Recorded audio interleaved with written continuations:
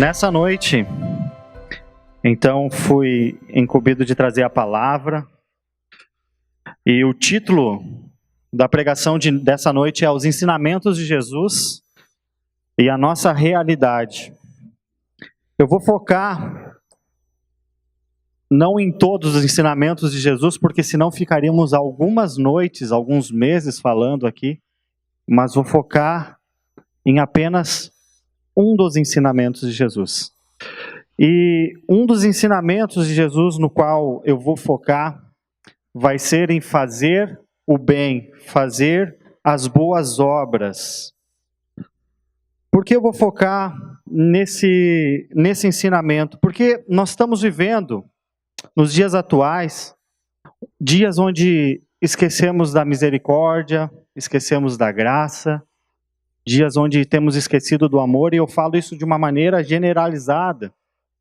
Nós olhamos para a humanidade e cada dia que olhamos para a televisão, para as notícias, para as cidades, nós vemos novos tipos de crimes, novos tipos de atentado contra a vida, novos tipos de situações que fazem com que nós começamos a nos perguntar aonde está o amor, aonde está o perdão.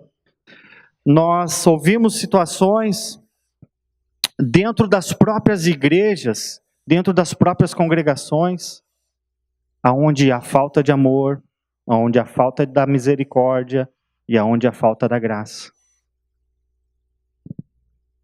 É só você olhar um pouquinho a notícia que você acaba por ver isso. Parece que as boas obras, o amor, ele foi extinto do nosso meio. A palavra de Deus, lá no livro de Lucas, no capítulo 10, Jesus conta uma parábola.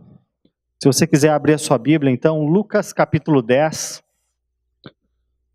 no versículo 25 ao 37. Essa parábola, ela é muito conhecida. Todos nós já ouvimos provavelmente muitas vezes. Provavelmente a versão que vai estar aqui na minha Bíblia é diferente da sua, eu vou usar a Nova Linguagem Internacional. E ela diz assim: certa ocasião, um perito na lei se levantou para pôr Jesus à prova. Ele perguntou: mestre, o que eu preciso fazer para herdar a vida eterna? Jesus perguntou para ele então: o que está escrito na lei? Como você a lê? Ele respondeu: ame ao Senhor seu Deus de todo o seu coração, de toda a sua alma e com toda a sua força e todo o seu entendimento, e ame a seu próximo como a si mesmo. Disse-lhe Jesus: você respondeu corretamente, faça isso e viverá. Mas ele, querendo justificar-se, perguntou a Jesus: e quem é meu próximo? E em resposta, disse-lhe Jesus: um homem descia de Jerusalém para Jericó, quando caiu nas mãos dos assaltantes.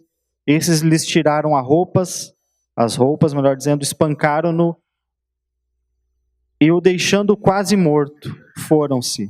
Disse-lhe Jesus: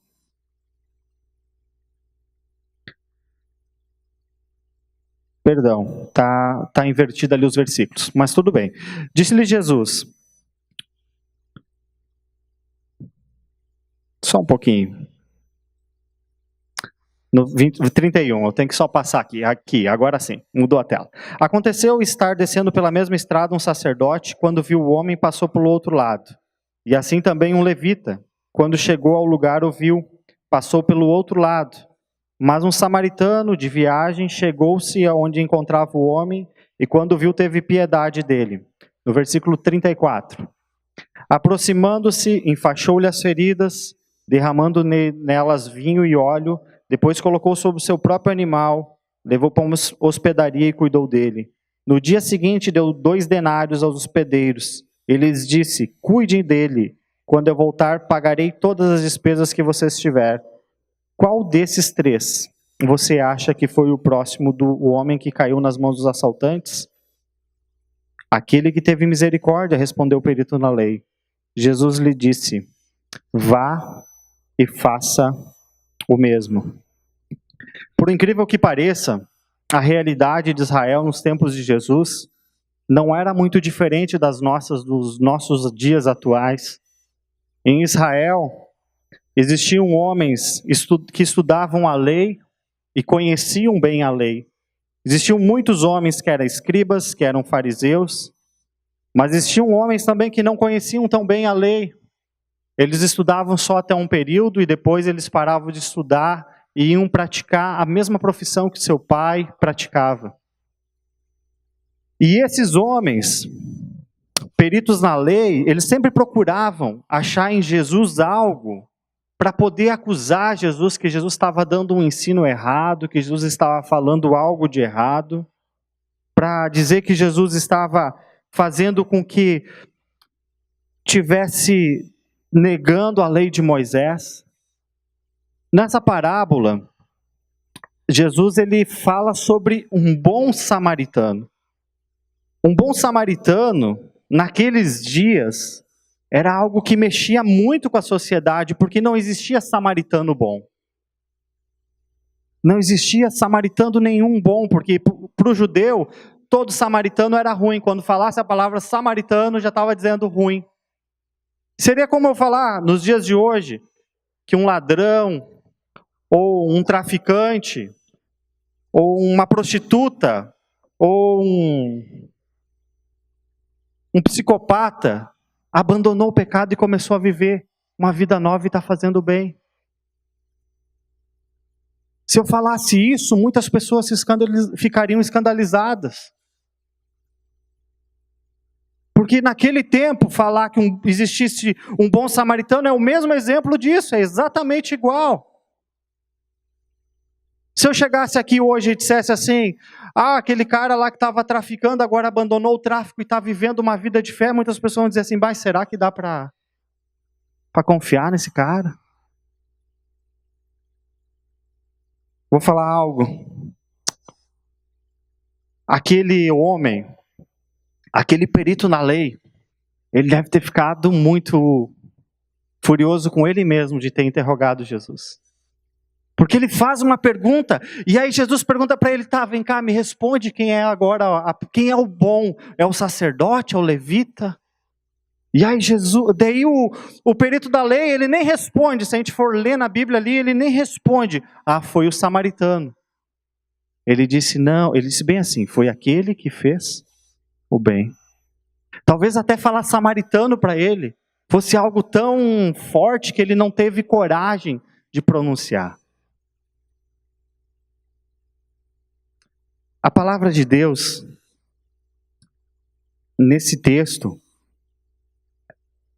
ela traz algo que fazia com que a sociedade viesse pensar.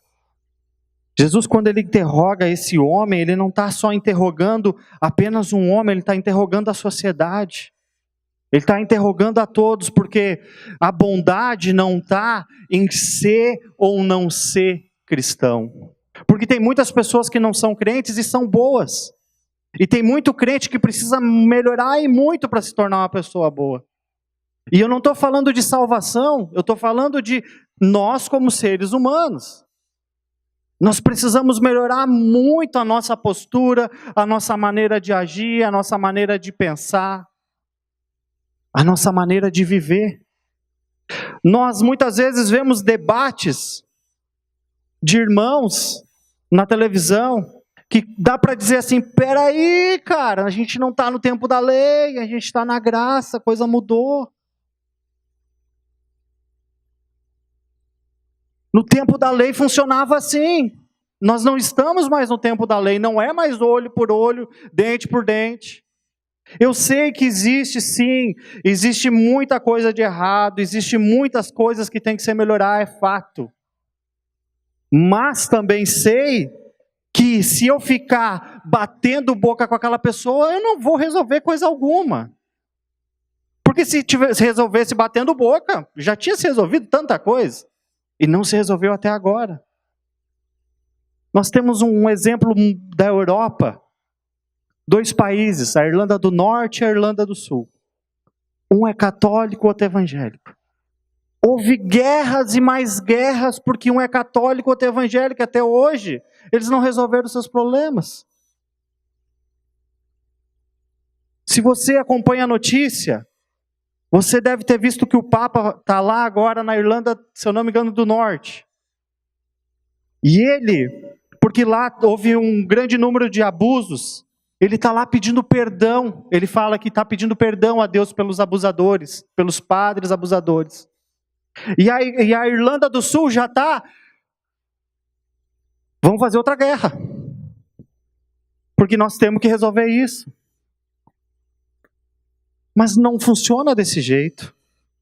Se resolvesse matar, se resolvesse destruir o ser humano que cometesse pecado, nós tínhamos que começar por nós mesmos. Mas não é assim que funciona. Nós precisamos entender a graça, a misericórdia e o amor de Deus. O homem, a humanidade, ela tem por hábito de ver sempre as coisas negativas do seu próximo. Ou você conhece alguém que tem por habilidade, por hábito de sempre ver a coisa positiva do seu próximo? Eu desconheço. É difícil. As pessoas têm por habilidade, é algo que já está dentro do seu coração. Ver o mal, ver o que a pessoa vai fazer de mal.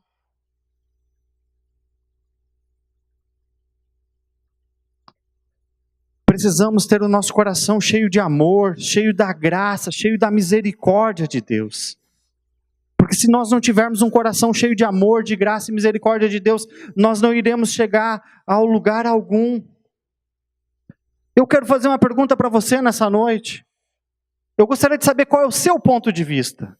Se você fosse analisar essa história, segundo a história judaica, por que será que o sacerdote resolveu passar por aquele homem que estava lá machucado e não o ajudou? Alguém gostaria de falar? Por que será que o sacerdote passou? E ele poderia ter algumas desculpas. Ele poderia ter uma desculpa financeira, talvez. Talvez a desculpa que ele tivesse era física. Eu vou ter que fazer muita força para botar esse homem machucado em cima do meu jumento. Talvez ele tivesse uma desculpa espiritual. Aleluia, glória a Deus, mas eu não posso. Esse cara está morrendo, vou botar a mão nele, ele vai morrer. E eu vou ser culpado. Qual era a desculpa do sacerdote em não ajudar esse homem? E qual era a desculpa do levita de não ajudar aquele homem?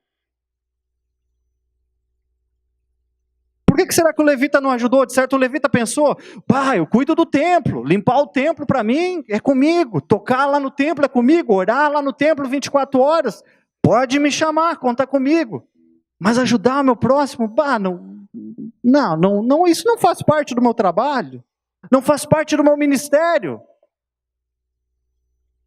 Por que eu vou servir ele se não faz parte do meu ministério, servir esse homem? E vem cá, esse homem é judeu? Eu não vou lá para ver se a identidade dele é judaica ou não, vai que esse cara morre nas minhas mãos. Talvez passou isso na cabeça deles. Nós estamos falando de uma parábola e nós estamos questionando as pessoas da parábola, mas isso é para que nós venhamos pensar. Porque muitas vezes nós deixamos de fazer o bem também por situações assim. Porque não é meu ministério, porque eu vou ter que fazer muita força para ajudar aquela pessoa, porque todo mundo tentou e não resolveu.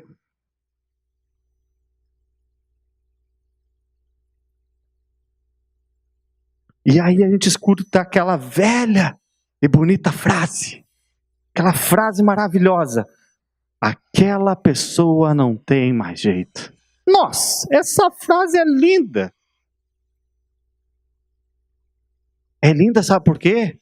Porque não precisamos ter esforço nenhum para falar ela. Não precisa ter esforço nenhum para dizer essa frase. É só nós falar, virar as costas e dizer, estou livre.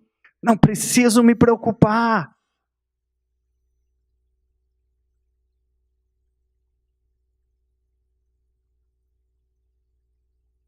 Jesus, quando ele está falando dessa parábola, ele sabia que ele iria enfrentar uma sociedade. Ele sabia que ele ia mexer com o coração daquele perito na lei, porque aquele homem conhecia muito bem a lei. Existem milhares de pessoas que precisam da atitude do bom samaritano. E muito provável que nesse exato momento você se lembre de alguém que precise de ajuda. Sabe, existem coisas que nós precisamos fazer que são necessárias, que a gente vê é preciso ser feito. Existem boas obras que Deus vai nos orientar para especificamente nós fazer. Há testemunhos de irmãos, de irmãs, que estavam orando, passando por necessidade, e alguém foi lá na casa daquela pessoa e levou comida na hora que eles estavam orando e pedindo alimento.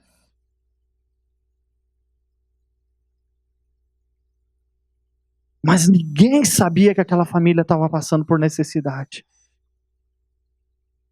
Há relatos de pessoas que estavam com a forca pronta e alguém batendo na porta,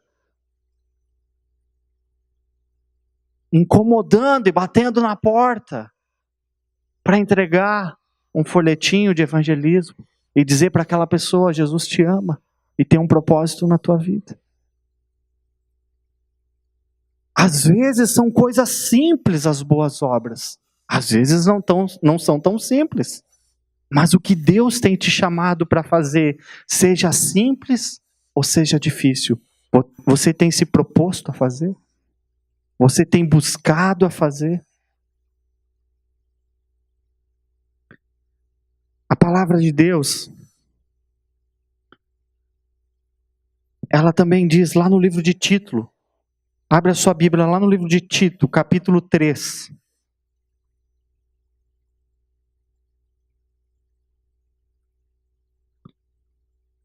Do 1 ao 8.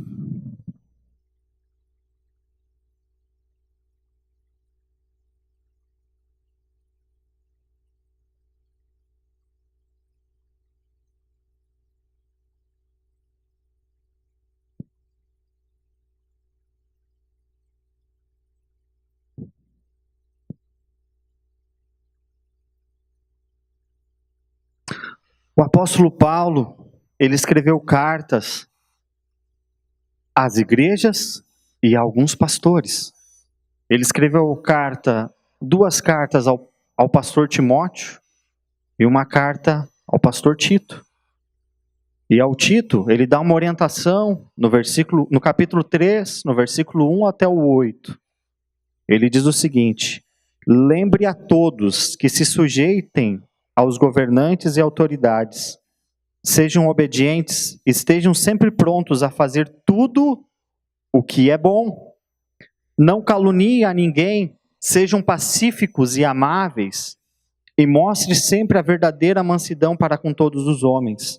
Houve tempo em que nós também éramos insensatos e desobedientes. Vivíamos enganados e escravizados por toda espécie de paixões e prazeres. Vivíamos na maldade e na inveja, sendo detestáveis e odiando-nos uns aos outros. Mas quando se manifestaram a bondade e o amor de Deus pelos homens, mas quando se manifestaram a bondade e o amor pelos homens da parte de Deus, nosso Salvador, não por causa dos atos de justiça, por todos nós praticados, mas devido à sua misericórdia, Ele nos salvou pelo lavar regenerador e renovador do Espírito Santo, que Ele derramou sobre nós generosamente por meio de Cristo Jesus, nosso Salvador. Ele o fez a fim de que, justificados por sua graça, nos tornamos seus herdeiros, tendo a esperança da vida eterna. Fiel esta palavra, e quero que vocês afirmem categoricamente essas coisas, para que os que creem em Deus se empenhem na prática de boas obras. tais coisas são excelentes e úteis aos homens. O apóstolo Paulo, ele sabia da importância das boas obras. A igreja primitiva, ela era conhecida no tempo, logo após Jesus subir aos céus, ela era muito bem conhecida pelas suas boas obras. A palavra de Deus conta que tudo era de todos naquele tempo. Todos se esforçavam para trabalhar junto, em unidade. Todos se esforçavam para andar como um só corpo, um só coração, uma só mente. Vinha perseguição, eles eram espalhados, mas aonde eles fossem espalhados, eles continuavam a trabalhar dignamente no Senhor. A gente sabe que devido à perseguição, o Evangelho chegou até aqui, até a nação brasileira. A gente sabe que devido à perseguição, o Evangelho, ele é ainda espalhado sobre muitas nações. Porque se não fosse assim, talvez muitos de nós não teríamos ouvido o Evangelho. Eu conheço histórias de homens e mulheres que oraram 10, 20, 30 anos por seus familiares, 40 anos por seus familiares, para que eles se convertessem ao Senhor. Pense você orar 10, 20 anos pelos seus familiares, 30 anos pelos seus familiares, e ninguém se converter. E você já pensando assim, Senhor, o que vai ser da minha família? Só eu que sigo a você, só eu que te conheço. Não vai acontecer nada. E você não vê nada, e não vê nada, e não vê nada. Deve ser um dia de glória, o momento que um familiar se converte depois de tanto tempo de oração. O legal, nessa escritura que nós estávamos lendo, o apóstolo Paulo, ele fala ali no versículo 3, houve tempo em que nós também éramos insensatos. Houve tempo em que nós também não acreditávamos na verdade de Deus. Mas quando nós começamos a congregar, chega um ponto na nossa caminhada de fé, que nós, ao invés de amar aquele nosso próximo que está vivendo uma vida insensata, nós não conseguimos mais amar. Nós começamos a julgar.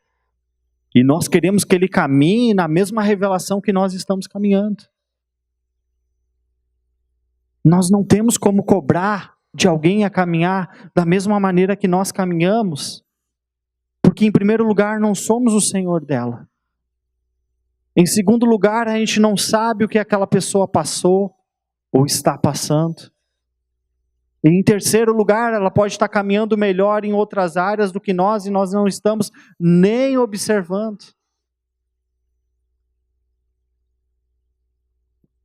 Muitas vezes, quando nos juntamos, quando nos reunimos em certos lugares, ao invés de abençoar os nossos irmãos que estão em dificuldade, em pecado, nós só falamos mal dessas pessoas. Nós não temos boas obras em relação a ela. Nós não fizemos nada para ajudar ela e, pelo contrário, ainda falamos mal. Esquecemos que um dia também andávamos como pecadores. Eu duvido, realmente eu duvido que nós nunca fizemos isso. Eu já fiz isso. Eu já olhei para o meu irmão do lado e disse, nossa, cara, tá viajando a maionese, cara. Ao invés de conversar com aquela pessoa e dizer, bah, cara, o que tu acha? O que tu pensa sobre essa situação? O apóstolo Paulo, quando ele está falando a Tito, ele também diz, no versículo 5, No 4 e 5 ele diz: mas quando se manifestaram a bondade e o amor de Deus pelos homens da parte de Deus, nosso Salvador, não por causa dos atos de justiça por nós praticados, mas devido à sua misericórdia, ele nos salvou pelo lavar regenerador e renovador do Espírito Santo. Não foi, a salvação, ela não é porque nós somos bons e nós fizemos boas obras e nós somos muito caridosos, e aí devido à nossa caridade, nós estamos lá numa balança. Se nós fizemos mais coisas boas, Deus vai nos amar e vai nos perdoar. Agora, se a gente fizer mais coisas ruins, Deus não vai nos amar e nós vamos ser o patinho feio. Não. Deus, ele nos ama, ponto final. As boas obras, quando eu pratico as boas obras, eu vou estar mostrando que eu realmente entendi a graça de Deus sobre a minha vida.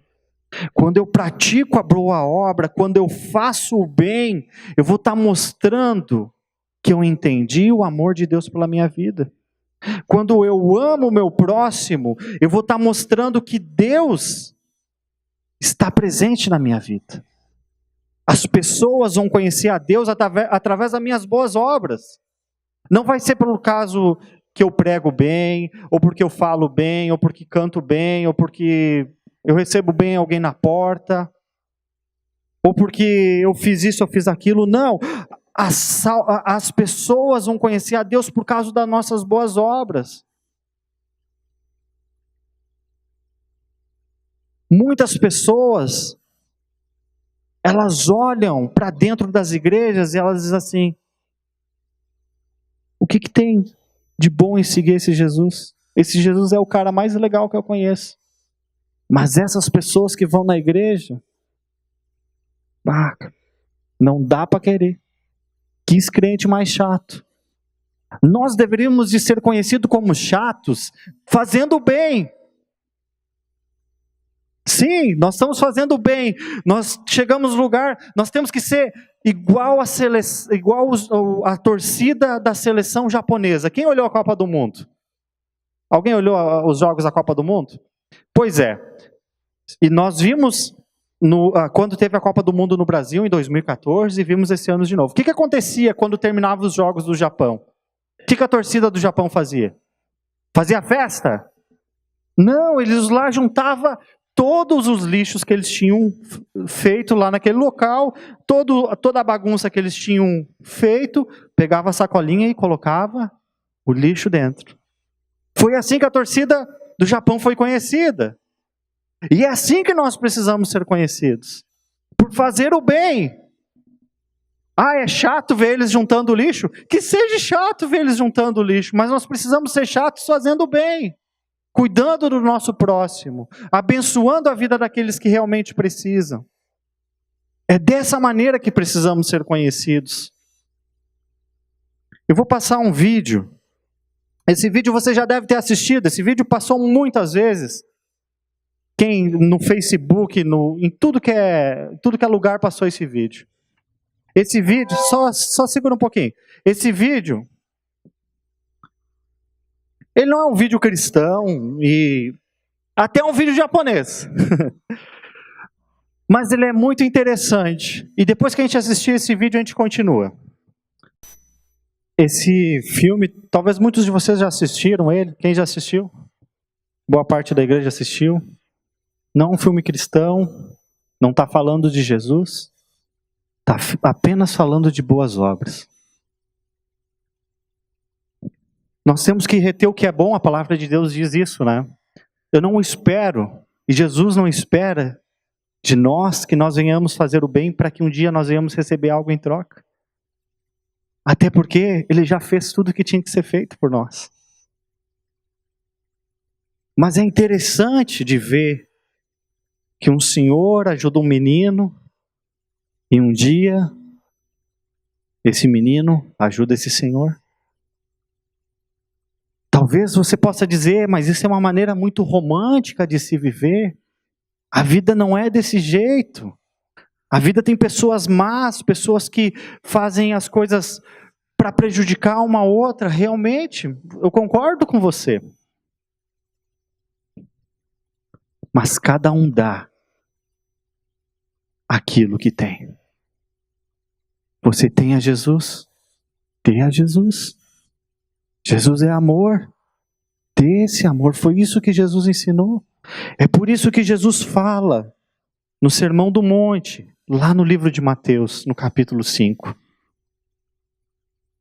Que se alguém, no capítulo 5, 6 e 7, ele está falando, se alguém te bater no rosto, não devolva o tapa, ofereça o outro lado. Ele fala, se você tiver 2 capas, dê a pessoa que está do teu lado passando necessidade. Mas na nossa realidade, nos nossos dias, é difícil de viver esse evangelho. Sabe por que é difícil de viver esse evangelho? Porque nós muitas vezes estamos com as nossas raízes nesse mundo que vai se terminar um dia.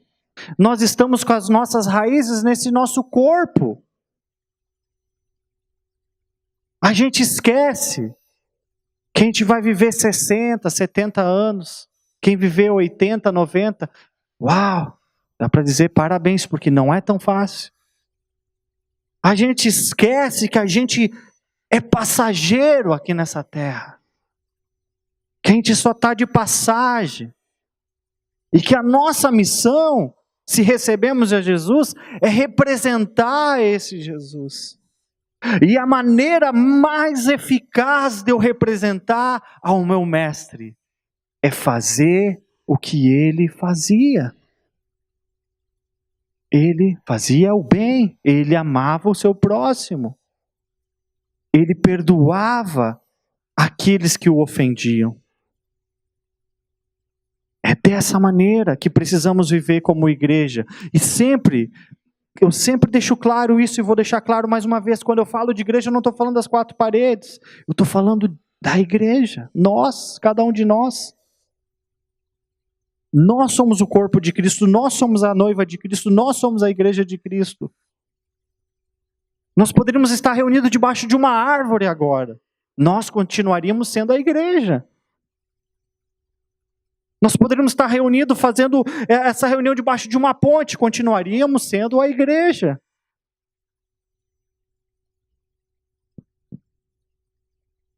É esta igreja viva que nós precisamos andar junto como uma igreja viva e eficaz, que faz algo que movimente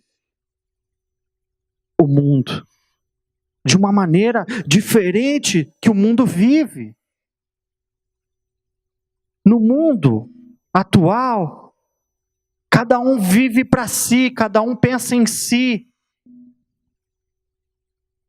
Ninguém consegue pensar um palmo além do seu umbigo. É difícil. Ou você conhece alguém que não conhece Jesus, que consegue pensar no seu próximo, em fazer o bem? Se aqueles que conhecem Jesus têm dificuldade de fazer o bem, aqueles que não conhecem Jesus têm mais dificuldade ainda. Há exceções. Há exceções, claro que há exceções. Mas nós precisamos urgentemente viver os ensinamentos de Jesus. E um dos ensinamentos fundamental dele é praticar as boas obras. E por que praticar as boas obras? Porque o apóstolo Paulo então diz, no versículo 7 e 8, versículo 8, fiel é essa palavra, e quero que você afirme categoricamente essas coisas, para que os que creem em Deus se empenhem na prática de boas obras. Tais coisas são excelentes e úteis aos homens. Por que é excelente e útil para os homens? Para que eles possam se voltar a Deus. Para que eles possam glorificar a Deus através da nossa vida. Para que eles possam olhar para nós e dizer, uau, Deus ainda está operando. Há pessoas que dizem, não existem milagres mais nos dias de hoje, as coisas não acontecem mais, e a culpa é da igreja, a culpa é nossa. Porque nós, às vezes, temos a oportunidade de ser um milagre na vida de alguém, e nós não realizamos. Eu tenho um amigo meu, que faz anos que eu conheço esse rapaz. Sempre que a gente conversava, ele me contava histórias, eu ficava impressionado como ele tinha um coração desprendido. Ele falava às vezes, eu estava em tal cidade e eu vi alguém com necessidade e fui lá e paguei um almoço, fui lá e dei meu casaco que eu tinha 2 mais 1 no carro. Ele está sempre em viagem e ele sempre conta essas histórias. E eu achava aquilo muito interessante. Eu sou bem mais novo do que ele. Eu congrego desde pequeno, mas eu tinha recém aceitado a Jesus com meus 15, 16 anos, e eu ouvia a história dele e ficava, um dia eu também quero fazer isso. E eu já fiz isso várias vezes. Tive em lugares que eu vi situações que eu disse, nossa, eu posso ajudar agora, cara, eu vou fazer porque talvez essa pessoa não vai ter ninguém para ajudar ela. E eu tenho certeza que você também já fez isso. Você chegou em algum lugar e você viu que alguém precisava de ajuda, e você foi lá e ajudou.